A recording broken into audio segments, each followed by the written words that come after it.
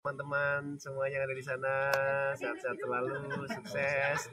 Dan jangan lupa untuk di-subscribe channel Mukni MF Channel ya. Thank you. Ya, selamat sahabat semuanya, kembali lagi di video kali ini. Jadi, untuk Dewa 19 ini, gue mau membahas tentang gitaris jeniusnya ya. Siapa lagi kalau bukan Andra Ramadan gitu. Andra Ramadan ini salah satu founder Dewa 19 yang sampai saat ini masih bertahan. Kalau ada ocehan-ocehan ya masih bertahan sama Dani, masih sangat kuat sama Dani ya, seperti itulah. Jadi memang Dani sama Andra ini dua hal yang tidak bisa dipisahkan gitu ya. Kalau Andra tanpa Dani, ya lihatlah Andra and the Backbone. Kalau Dani tanpa Andra, lihatlah Triad gitu ya. Ya, tetapi memang kalau dari segi musikalitas, gue lebih suka Andra and the Backbone daripada Triadnya gitu ya. Kalau mereka berdua enggak. Tapi apa ya, kolaborasi dua orang ini sangat-sangat ya, kita lihat aja bagaimana kiprahnya Dewa 19 kayak gitu ya. Jadi Andra ini adalah salah satu teman setianya Dani dari sejak SMA. Ya. Di situ juga seluruh personil Dewa ada di situ. Yang personil awal ya, seperti almarhum Arwin Prasetya, lalu kemudian mantan drummer Wawan Abe, Wawan Juniorso, dan vokalis Ari Lasso. Semuanya di satu SMA di situ. Okay. Nah, jadi mereka membentuk sebuah band pada tahun 1986 dengan nama Dewa, lalu muncullah Ari Lasso. Album pertamanya itu karena namanya album 19, orang-orang nyebutnya Dewa 19, ya udah dikasih nama lagi Dewa 19. Nah, jadi Andra ini salah satu founder Dewa 19 yang sampai saat ini masih ada. Nah, Andra ini kontribusinya, gue bilang kalau Dani tanpa Andra itu lagu Dewa 19 gak akan kayak sekarang. Meskipun memang beberapa artikel menyebutkan justru sebenarnya yang ngajarin musiknya itu adalah Dani ya. Tapi potensi ada di Andra. Karena potensi ada di Andra, ya jadi gimana lah kiprahnya Andra sebagai gitaris sampai sekarang ya. Disebutnya gitaris termahal gitu. Bahkan ada ocehan Daninya ini gitarisnya yang mampu bayar cuma Ari Lasso doang katanya kan gitu ya. Ada ocehan kayak gitu dari Dani. Andra ini mempunyai permainan gitarnya yang udah gak usah ditanya lagi deh. Gue bilang ya minimal gue belum melihat ada ya satu aja gitu yang ini ya, yang dari pop atau yang sealiran Dewa 19 ya, satu aja yang bisa menyaingi chord atau misalkan permainan gitarnya dari Andra. Gue bilang sampai saat ini gue belum nemu loh ya. Bahkan banyak juga yang bilang ini gitaris terbaik se-Indonesia dan segala macam. Sesama gitaris lagi yang ngomong gitu ya. Karena memang Andra ini, waduh, gue bilang kalau lihat permainannya gila ini. Ini Andra ini antara di rekaman dan juga di asli nggak pernah salah, bukan nggak pernah salah, nggak pernah false atau.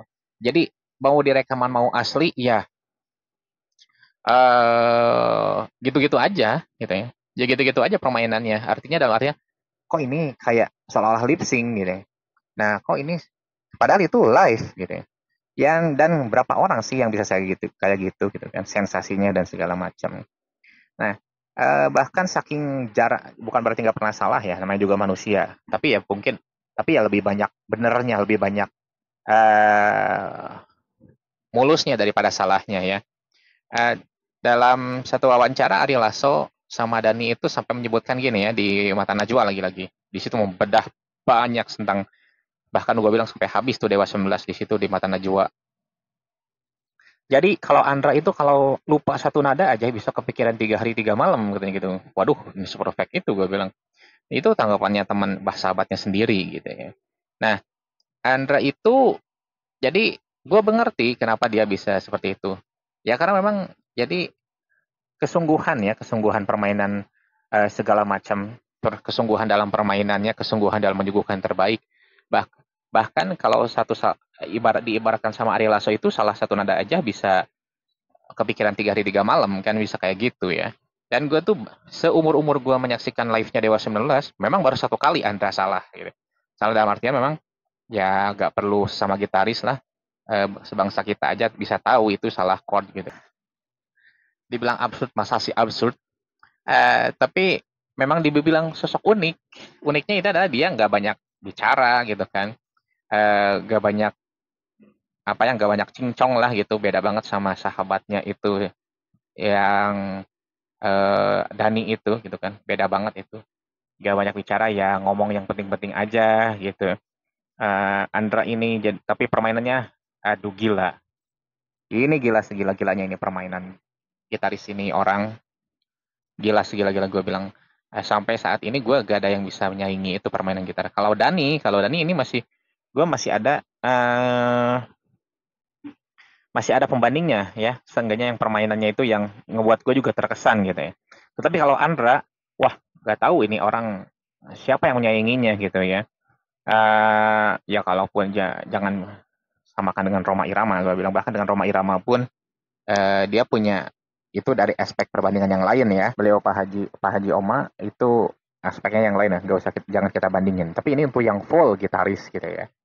Itu gue bilang gak tahu siapa gue yang bisa menggantikan, yang bisa menyanyi Andra itu.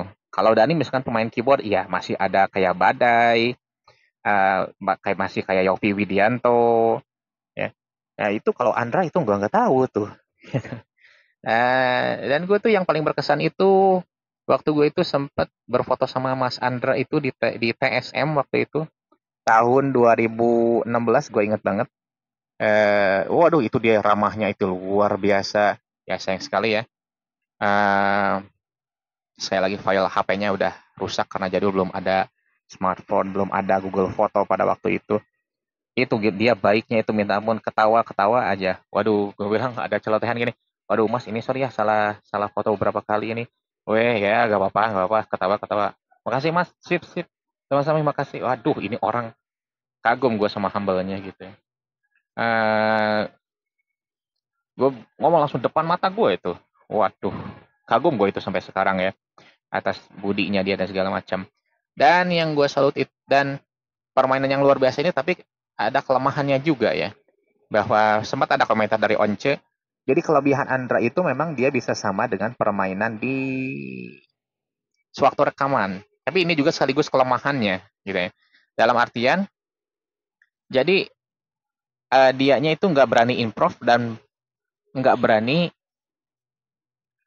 belajar hal lain, dan juga artinya nggak membebaskan, nggak melepaskan kan inspirasinya gitu kan. Jadi inspirasinya itu ibaratnya nggak lepas karena permainan dia yang terbiasa dengan asli banget menurut rekaman dan nggak pernah salah itu. Jadi itu sekaligus kelemahannya kalau menurut Once ya. Ya apapun itu, memang di sini banyak ada kelebihan pasti ada kekurangan, tetapi benar-benar bisa dinikmati permainan Andre itu sampai sekarang. Gue bilang ini skillnya nggak berkurang ini orang gitu ya. Kalau usia yang masih berlanjut, padahal usia masih berlanjut gitu kan ya. Tapi ini skillnya nggak tahu ini orang gitu ya sampai kapan. Namun yang unik lagi adalah ini ternyata Dani itu banyak mengambil keputusan itu berdasarkan dari persetujuan Andra. Ini yang paling unik nih. Seperti misalkan kayak waktu dikeluarkannya Aksan gitu ya, menurut Dani. Dani mengusulkan, Andra setuju, udah langsung keluar gitu. Nah, ketika waktu itu, misalkan pada waktu Once masuk, Andra sempat ragu kata Dani. Tapi Dani dengan melobi Andra, ya udah Andra setuju, oke jadilah Once jadi vokalisnya.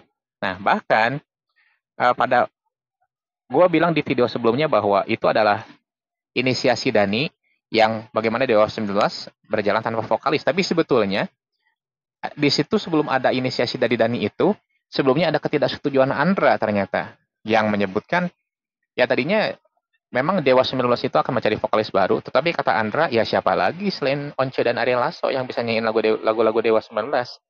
Udah nggak ada lagi nih, udah nggak usah cari vokalis baru gitu. Dan Dani setuju gitu. Akhirnya Dewa 19 berjalanlah tanpa vokalis sampai saat ini gitu. Jadi memang posisi Andra ini sangat penting di Dewa 19, tidak hanya dari musikalitas tetapi juga dari justru pengambilan keputusan Dani menimbang dari Andra juga. Jadi seberapa bestinya dua orang ini gitu. Seberapa bestinya ini dua orang ini gitu.